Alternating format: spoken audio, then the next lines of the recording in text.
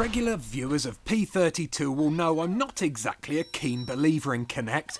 Pet patting and fitness tomfoolery aren't really my scene when it comes to gaming. I'd prefer the heady thrills of virtual decapitation over sweaty motion-controlled squat thrusts any day, so I was genuinely ecstatic to find out about Rise of Nightmares, Sega's Kinect-controlled survival horror game which comes complete with lashings of gore and decapitations aplenty.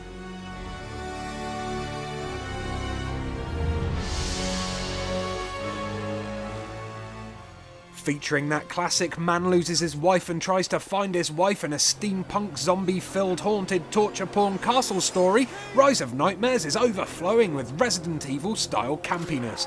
It's hardly scary, but the bonkers story and laughable characters and dialogue will strike a chord with anyone who's ever had a fondness for these types of Japanese developed survival horror games. It really is the first truly adult game for Kinect, and it pushes the boat out when it comes to blood and guts. The stuff literally flies everywhere, and there are some very inventive death scenes which totally wouldn't look out of place in a Saw or Hostel movie. But Rise of Nightmares isn't just the first adult game on the Kinect, it's also the first free roaming game. None of this on-rails nonsense that many gamers have been sceptical about. Oh no, it's as free roaming as any normal FPS would be. But how does that work, I hear you ask? Well, the idea is to keep your left foot rooted to the spot while you put your right foot in front or behind you to move forwards or back. By twisting your upper body, you rotate the camera and hey presto, you're free to explore the game's many spooky locations. At least you will be when you actually get used to it, because at first this control scheme is a nightmare. It's like relearning how to walk after an horrific accident. You'll be slow, you'll get confused, and you'll get angry, but once you get the hang of it, it works pretty well. Sure, there are many times when you'll walk into walls without meaning to, slowly veering off to the left as you try to walk to the right like a binge drinker after 50 Jaeger bombs, but the corridors and rooms you navigate are suitably large, so you won't find yourself struggling too much. And if you get completely disoriented, you can always raise your right fist in the air and the game will automatically take control of your character and put you back on the right track. Movement isn't just about putting one foot in front of the other though, there are also specific actions to help progress your character. Think full-bodied QuickTime events and you'll have the right idea. For example, at certain points you'll need to swim, and to do this you will literally need to bust out a swimming motion. Same for climbing ladders, ducking under objects and swatting flies and leeches from your skin. All the actions required mirror the on-screen actions. Even opening doors has to be done by pretending to swing a door open. It's novelty gameplay at its best, but it's still quite fun to experience and it helps draw you into the atmosphere of the game. Combat in Rise of Nightmares is definitely the biggest and most enjoyable part of the game. Again, it can be a bit of a chore getting used to the way the game controls, but it's much easier to kick the crap out of a zombie than it is to walk in a straight line. By holding your hands up in front of your face, boxing stance style, you put your character into combat mode and you'll instantly lock onto the closest enemy. From this point it's down to you when it comes to getting your clobber on.